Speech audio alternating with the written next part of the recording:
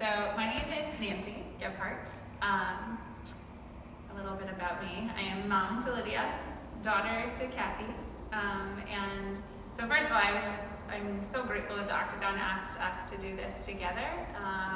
Two of the best people in my life, and to do something collectively with them that celebrates art and celebrates our community is something that is such a cool experience to have and to be asked to do. So I'm grateful for that.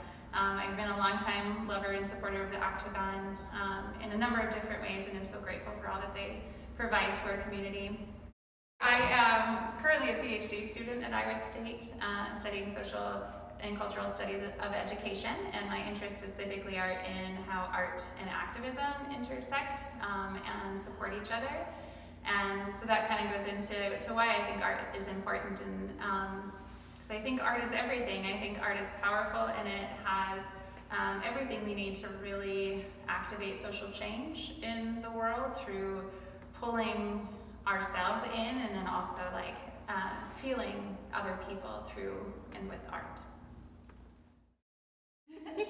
I'm Cathie Gebhart, and thank you for having me be a juror. This was really hard because there were so many choices, and I feel like we need to go through and mention every single one and what is powerful and good about it.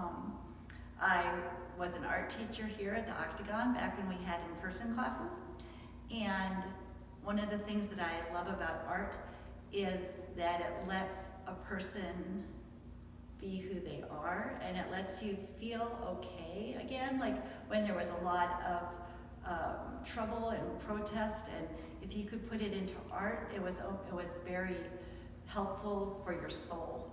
And I like to look at art. I look at it kind of in a different way. Things that I'm drawn to are how I look at it, rather than the specific details of what something's done. And so I really hope you come see the show, because there's more than what we've been able to show you. Hi, I'm Lydia Gerbert, and I am daughter of Nancy Gebhart and granddaughter of Cathie Gebhart. And I am 8 years old, and I think that art is just really beautiful and can make you feel all different emotions. And I think that's really powerful too. And I've loved art pretty much my whole entire life. And I'm so glad that they asked me and my mom and my grandma to decide what we think the view for art is in this gallery. Okay, for my personal favorite, I am going with Three Prints by Carter Wolf. And there were a number of things that I liked about it, but first of all, I like the print itself that Carter created. I'm not sure exactly what type of print process they're using, but I like the repetition of the image in these three prints of that particular plate. But then I like just the addition of these kind of fun details to each one, to make each of them a little bit unique and a little bit individual, by adding the silver and gold and bronze colors to the surface of the print as well, creating just a little bit of variety in the repetition of the image. It was really hard. There were so many good ones, and Primary Cat was one of the ones that I really just kept getting drawn back to. And I like the primary colors. I like that the cat is being curious.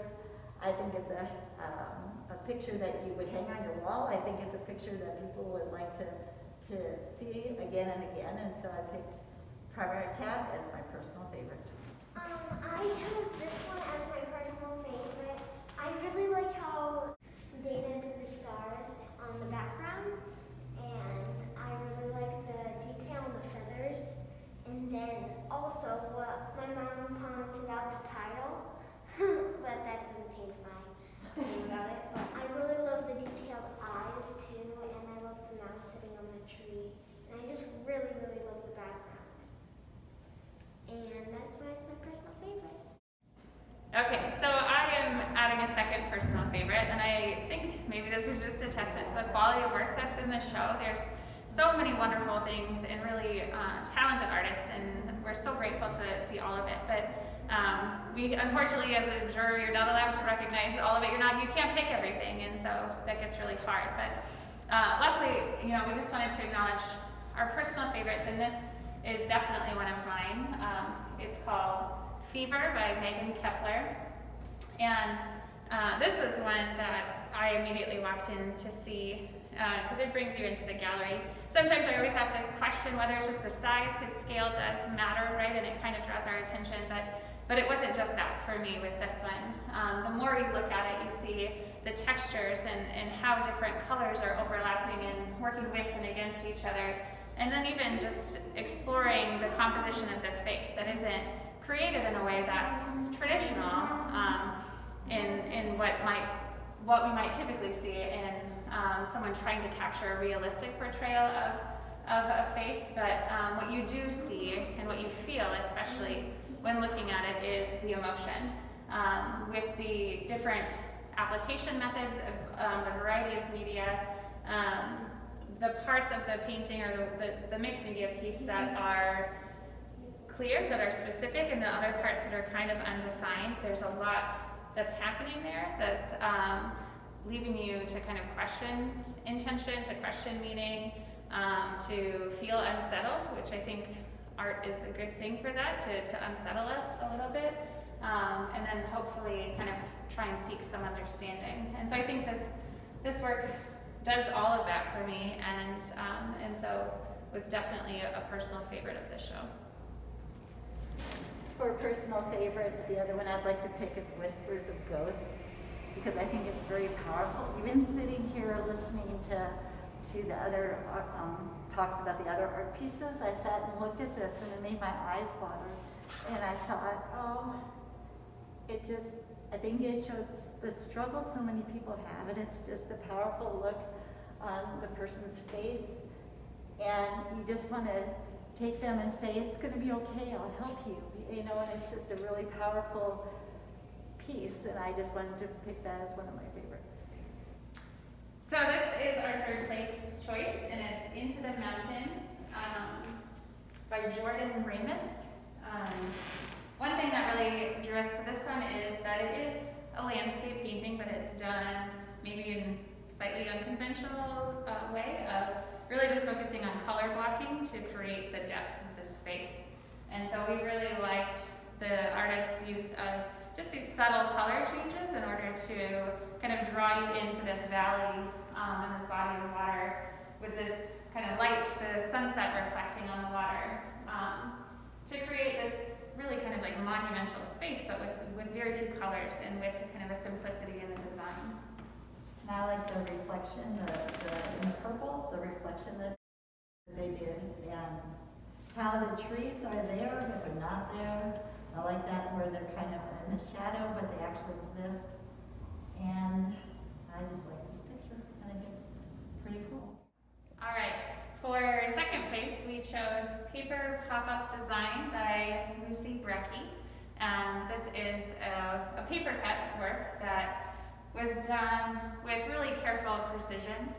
That's something I think that we all admired, was just the specificity of all of these small little cuts to create this beautiful repeating pattern across the paper. I also really like the color choice that was made with the paper that was being cut, as well as the background, in providing more depth and just visual interest to draw you into the cool texture that the paper cut creates as well. My mom took it off her list at first, then we all came back to it and thought that it was a really nice flowers, and I really liked the title too, and so that's why we picked it for our second place. We picked this one for first place because it's called Mythical Creature in Clay by... The artist's name is Kaminsky. And we picked it because it's really hard to do, and I thought it was so cute when I looked at it. It was one of the first things I went over to when I came into the room. And I think it's super cute that there's a cute little dragon hugging a little girl, and I thought that was really nice, and that's why we picked it for first place. And we all noticed the just amount of detail and specificity that went into sculpting the clay, and really good glazing work too, and It was one that we all enjoyed. And the wings are super tricky. That's hard to do when you fire it, and that the wings stay on, and all the little pieces that she's added to it stay on, and even the little girl's hair. I mean, that's quite a complicated piece, even though it looks very lovable. It's also very complicated, so that's what it is there. Okay. So for Best in Show, we picked Swinging in the Sky by Tift. It's a picture that has a lot of freedom in it. It's a happy picture, has a lot of details. It's a beautiful, beautiful drawing of two children just swinging in the sky. And it's something that just will touch your heart when you see it. And so we picked that one as Best in Show. It felt like an adventure, and something that was very joyful, but that was done really, really well. The drawing skill is exceptional, and the detail and the swings and the clothing and the hair and all of the features of the children were something that really drew us in when we looked